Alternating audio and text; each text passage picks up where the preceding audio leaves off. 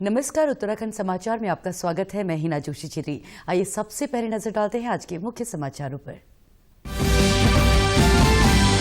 अंतर्राष्ट्रीय विज्ञान महोत्सव 2020 को केंद्रीय विज्ञान और प्रौद्योगिकी मंत्री डॉक्टर हर्षवर्धन ने किया वर्चुअली संबोधित। कहा, विज्ञान महोत्सव का मकसद समाज में विज्ञान और तकनीक को देना है बढ़ावा।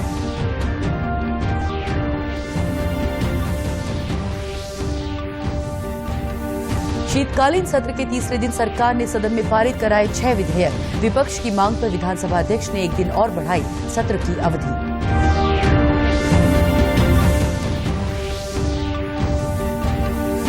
देहरादून के जिला जज को हाईकोर्ट ने किया निलंबित। सरकारी काम के दौरान प्राइवेट कार के इस्तेमाल को बताया कर्मचारी आचरण नियमावली का उल्लंघन। रुद्रप्रयाग के जिला जज मुख्यालय से किया अटैच।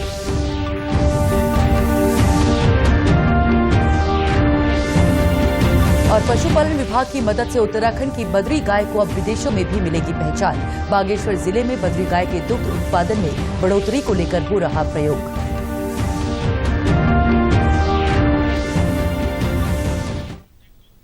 अब समाचार विस्तार से। भारत में अंतर्राष्ट्रीय विज्ञान महोत्सव 2020 की कल नई दिल्ली में शुरुआत हुई। ये महोत्सव 25 दिसंबर तक आयोजित किया जा रहा है। केंद्रीय विज्ञान और प्रौद्योगिकी मंत्री डॉक्टर हर्षवर्धन ने आज विज्ञान महोत्सव को वर्चुअली संबोधित किया। उन्होंने कहा कि इस साल विज्ञान महोत्सव की थीम स्वावलंबी भारत और वैश्विक कल्याण के लिए विज्ञान है। उन्होंने कहा कि विज्ञान महोत्सव का मकसद समाज में विज्ञान और तकनीक को बढ़ावा देना है। इस आयोजन के जरिए लोगों तक ये संदेश पहुंचाने की कोशिश की जाती है कि विज्ञान और तकनीक के जरिए हमारी जिंदगी कितनी बेहतरीन हो गई है। The theme of this particular science festival is also around Atmanirbhar Bharat and also around science for global welfare, where we can all contribute for the welfare of the people all across the globe. I have a firm belief by now that each and every issue that the country faces today, it can be solved with science. And that is not something which somebody has told me. This I could appreciate only after seeing science from the close quarters. And that is what I want all my colleague ministers in the country to, number one, see science from the closest of quarters. Go and visit these laboratories all across the country and don't think that it's a laboratory of central government, it's a laboratory of CSIR, it's a laboratory supported by another state government. I think because science is universal. राज्य विधानसभा के शीतकालीन सत्र के तीसरे दिन सत्ता और विपक्ष के सदस्यों ने प्रश्नकाल के दौरान विभागीय मंत्रियों से कई प्रश्न पूछे। इस दौरान विपक्ष के सदस्यों ने पहाड़ी उत्पादों को बढ़ावा न देने का आरोप भी सरकार पर लगाया। इस दौरान विपक्ष के सदस्यों ने कार्य बहिष्कार भी किया। वहीं सदन में आज 6 विधेयक भी पारित हुए। संसदीय कार्य मंत्री मदन कौशिक ने बताया कि सत्र की कार्यवाही कल सुबह 11 बजे तक के लिए स्थगित कर दी गई है। वहीं विपक्ष की मांग पर विधानसभा अध्यक्ष की अध्यक्षता में कार्य मंत्रणा की बैठक बुलाई गई, जिसमें 24 दिसंबर को एक दिन के लिए सत्र की अवधि बढ़ाई गई है, लेकिन सत्र के आखिरी दिन में प्रश्नकाल आयोजित नहीं होगा। विधानसभा में 6 विधेयक आए, जिन पर चर्चा के बाद 6 के 6 पारित हो गए। और जो इससे अलग जो हमारा कार्य स्थगन था, वो भी इस पर चर्चा हुई। विपक्ष ने कार्य स्थगन 310 में लगाया था, जिसको 58 दिन स्वीकार किया था। उसका उत्तर भी ठीक रूप से दिया गया, जिसमें जो विपक्ष का कमजोर होमवर्क था वो नजर आया है। और कल 11 बजे पुणे हाउस होगा और इसमें विपक्ष के लिए होगा, प्राइवेट डे के रूप में हम इसको रखा है। इससे पूर्व कल मंगलवार को देर शाम चालू वित्तीय वर्ष 2020-21 के लिए 4063.79 करोड़ का अनुपूरक बजट सदन में पारित हो गया। देहरादून के जिला जज प्रशांत जोशी को सरकारी काम के दौरान एक आरोपी की ऑडी कार इस्तेमाल करने पर सस्पेंड किया गया है। हाईकोर्ट के रजिस्ट्रार जनरल हीरा सिंह बोनाल की ओर से ये आदेश जारी किए गए हैं। उत्तराखंड हाईकोर्ट के कार्यवाहक मुख्य न्यायाधीश न्यायमूर्ति रवि मलिमत के दिशा निर्देशानुसार रजिस्ट्रार जनरल ने ये पत्र जारी किया है। इसमें कहा गया है कि जोशी मसूरी कैंप कोर्ट में हिस्सा लेने सोमवार और मंगलवार को सरकारी वाहन की जगह ऑडी कार से गए थे। इस कार के स्वामी केवल कृष्ण सोइन है, जिनका देहरादून कोर्ट में मामला विचाराधीन है। इस गाड़ी को जिला जज का बोर्ड लगाकर मसूरी में हाईकोर्ट के गेस्ट हाउस के आगे खड़ा किया गया था। आदेश में कहा गया है कि जिला जज प्रशांत जोशी का यह कदम अनुशासनहीनता को दर्शाता है और ये उत्तराखंड कर्मचारी आचरण नियमावली के नियम 3(1), 3(2) और 30 का भी उल्लंघन है। रजिस्ट्रार जनरल हीरा सिंह पोनाल के आदेश में यह भी कहा गया कि निलंबित जज प्रशांत जोशी को इस दौरान आधा वेतन मिलेगा। ये धनराशि उन्हें अपनी बेगुनाही का लिखित प्रमाण पत्र देने पर मिलेगी। हाईकोर्ट के द्वारा उन्हें रुद्रप्रयाग के जिला जज मुख्यालय से अटैच करते हुए स्टेशन छोड़ने की अनुमति भी नहीं दी गई है। उत्तराखंड राज्य आपदा प्रबंधन प्राधिकरण के अधिकारियों और Indian institute of remote sensing के बीच आपदा विषय के संबंध में सहयोग प्रदान करने के लिए आज एक बैठक का आयोजन किया गया। इस बैठक में IIRS के वरिष्ठ वैज्ञानिक डॉक्टर अरिजीत रॉय ने देहरादून शहर के अंतर्गत इसरो द्वारा किए जाने वाले अध्ययन की जानकारी दी। उन्होंने बताया कि ड्रोन के माध्यम से रिस्पना और बिंदाल नदी के किनारे बसे क्षेत्र का शहरी बाढ़ के लिए और देहरादून शहर के माइक्रो क्लाइमेट पर अध्ययन किया जाना प्रस्तावित है। इस अध्ययन के क्रियान्वयन को 1 साल के भीतर किया जाना प्रस्तावित है। इस अध्ययन को पूरी तरह से उत्तराखंड राज्य आपदा प्रबंधन प्राधिकरण के विशेषज्ञों और Indian institute of remote sensing के वैज्ञानिकों द्वारा संपादित किया जाएगा। बैठक में राज्य आपदा प्रबंधन प्राधिकरण की अपर मुख्य कार्यकारी अधिकारी रिदिम अग्रवाल ने बताया कि संवेदनशील क्षेत्रों को चिन्हित करने का कार्य गतिमान है। इस अध्ययन के डाटा को संबंधित शोध संस्थानों के साथ साझा किया जा रहा है, जिससे कि भविष्य में होने वाली आपदाओं से होने वाली क्षति को कम किया जा सके। पशुपालन विभाग की मदद से उत्तराखंड की बद्री गाय को अब विदेशों में भी पहचान मिलेगी। बागेश्वर जिले में पशुपालन विभाग की देखरेख में बद्री गाय के दूध को स्वरोजगार से जोड़ने की पहल की गई है। बद्री गाय का संरक्षण और संवर्धन करने से अब पशुपालकों की आय भी बढ़ रही है। अभी वर्तमान में विभाग की ओर से इस नस्ल की 125 गायों का चयन किया गया है। बागेश्वर जिले में बद्री गायों के संरक्षण और संवर्धन के लिए केंद्र सरकार की योजना अब धरातल में दिखने लगी है। बद्री गाय के दूध में अधिक गुणवत्ता होने से देश और विदेशों में इसकी ज्यादा मांग रहती है। आपको बता दें कि A2 गुणवत्ता का दूध पौष्टिक तो होता ही है, साथ ही शरीर की प्रतिरोधक क्षमता को भी बढ़ाता है। मैं तो अपने शौक के मारे इनको पाल रहा हूँ। ये उसके बाद इसके जो फायदे हैं उसको देख करके मुझे इसका दूध भी मिल रहा है और गोमूत्र मिलता है और गोबर मिलता है, जिसे मैं खेती के लिए गोबर को यूज करता हूँ और मैं इसी को अपना एक रोज का रोटेशन समझ करके इस कार्य को कर रहा हूँ और इनकी सेवा करता हूँ।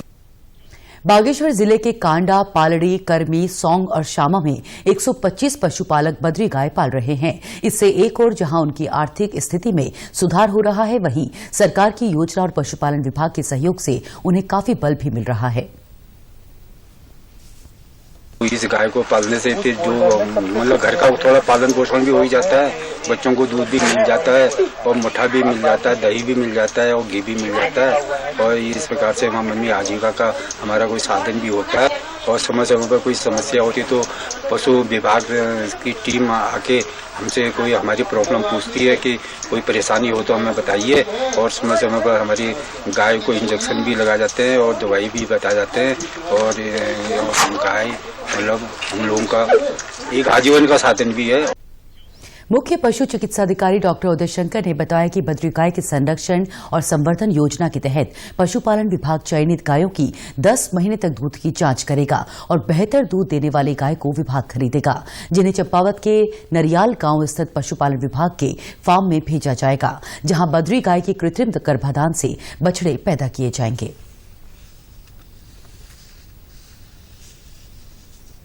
भारत सरकार ने इसको 2016 में हमारी देश की नेशनल ब्रीड घोषित किया है। तो बद्री गाय के संवर्धन और संरक्षण के लिए विभाग के द्वारा योजनाएं चलाई जा रही हैं, जिसके अंतर्गत हमारे जनपद में 5 क्लस्टर्स हमने चिन्हित किए हैं। उन 5 क्लस्टर्स में 25-25 गाय, कुल 125 गायों का हमने चयन किया है। इन 125 गायों में हम आगामी 10 माह तक उनके हर महीने एक बार मिल्क की रिकॉर्डिंग करेंगे। उत्तराखंड के ग्रामीण क्षेत्रों में ज्यादातर लोग बद्री गाय ही पालते हैं। ऐसे में बद्री गाय के दूध देने की क्षमता को बढ़ाने के साथ ही स्वरोजगार को बढ़ावा देने के लिए सरकार ने इनके संरक्षण और संवर्धन की योजना बनाई है। हरिद्वार में नाबालिग बच्ची के साथ हुई घटना के बाद लोगों में काफी गुस्सा देखने को मिल रहा है। स्थानीय लोग फरार चल रहे आरोपी की गिरफ्तारी और 2 आरोपितों को कड़ी से कड़ी सजा देने की मांग कर रहे हैं। हरिद्वार शहर के मुख्य चौराहों और सड़कों पर लोगों ने इस घटना के विरोध स्वरूप कैंडल मार्च भी निकाला। आक्रोशित लोगों ने सरकार से दोषियों को फांसी की सजा दिलाने और इस घटना में संलिप्त रहे एक अन्य आरोपी की शीघ्र गिरफ्तारी की मांग भी की। जगह जगह हो रहे प्रदर्शनों को लेकर पुलिस को भारी मशक्कत करनी पड़ी। प्रशासन ने कानून व्यवस्था को बनाए रखने के लिए अतिरिक्त फोर्स भी तैनात की। हमारी तो बिल्कुल स्पष्ट मांग है कि जो हत्यारे हैं उनमें सिर्फ एक आदमी गिरफ्तार किया गया है, उसके साथ जो दूसरे आदमी हैं उन सभी को गिरफ्तार किया जाए और उन पर हत्या का आरोप लगाते हुए कठोर से कठोर धाराएं उसमें लगे, जिससे कि वो जीवन में कभी इस तरह के कार्य न कर सके। वहीं कैबिनेट मंत्री मदन कौशिक ने भी पीड़ित परिवार से मुलाकात की। उन्होंने कहा कि फरार चल रहे आरोपी को शीघ्र गिरफ्तार किया जाएगा। उन्होंने कहा कि सरकार का प्रयास रहेगा कि फास्ट ट्रैक कोर्ट के माध्यम से आरोपितों को कड़ी सजा दिलाई जाए। घटना के बाद से लगातार डीजीपी और एसएसपी को मैं बातचीत कर रहा था मेरे सारे कार्यकर्ताओं से, और इस घटना के बाद निश्चित रूप से मुख्यमंत्री जी भी बड़े अंदर शोक हैं।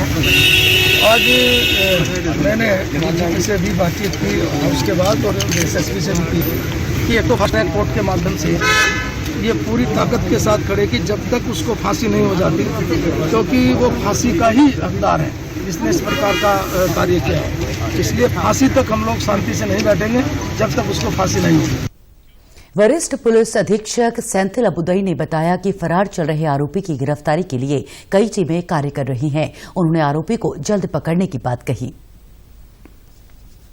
एक है कि इसका इन्वेस्टिगेशन सही तरीके से साइंटिफिकली होकर जो है फास्ट ट्रैक कोर्ट में लेकर गए, जल्दी सजा दिलाने के लिए कहा गया, और दूसरा एक आरोपी जो बचा है उसका जल्दी गिरफ्तारी के लिए टीम में भेजने के लिए गए हैं। इन दोनों दिशा निर्देशों का हम पालन कर रहे हैं और जल्दी से जल्दी जो है इसको गिरफ्तारी हो।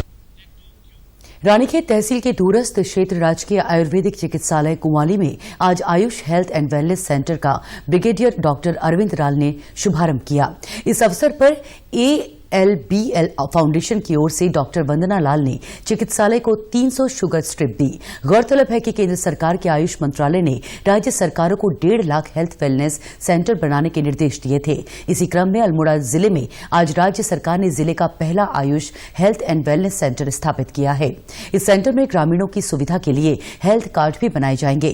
आयुर्वेद अधिकारी डॉक्टर अजीत तिवारी ने बताया कि जिले में 5 और Ayush health and wellness centre स्थापित किए जाएंगे। उन्होंने यहां सभी प्रकार की जांच निःशुल्क होने और आयुष पंचकर्म की सुविधा मिलने की भी बात कही।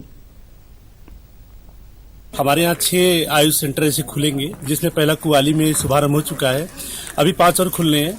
इसमें जितने भी ऐसे छोटे मोटे जो ये जांच है, मलेरिया है, टाइफाइड है, इसकी जांच वहाँ निःशुल्क होगी।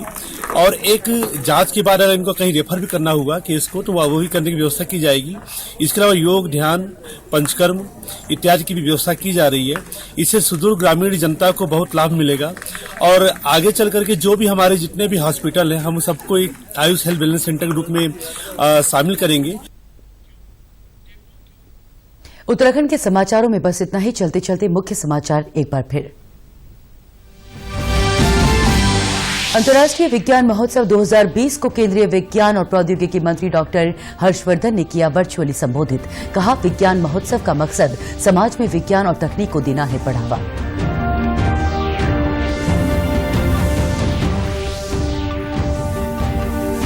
शीतकालीन सत्र के तीसरे दिन सरकार ने सदन में पारित कराए 6 विधेयक। विपक्ष की मांग पर विधानसभा अध्यक्ष ने एक दिन और बढ़ाई सत्र की अवधि।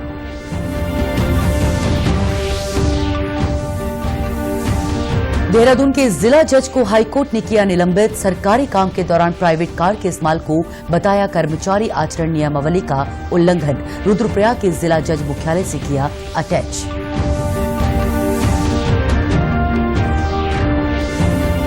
और पशुपालन विभाग की मदद से उत्तराखंड की बद्री गाय को अब विदेशों में भी मिलेगी पहचान। बागेश्वर जिले में बद्री गाय के दुग्ध उत्पादन में बढ़ोतरी को लेकर हो रहा प्रयोग। उत्तराखंड की खबरों के लिए आप हमसे सोशल मीडिया के माध्यम से भी जुड़ सकते हैं। हमारा ट्विटर हैंडल है DD News_देहरादून।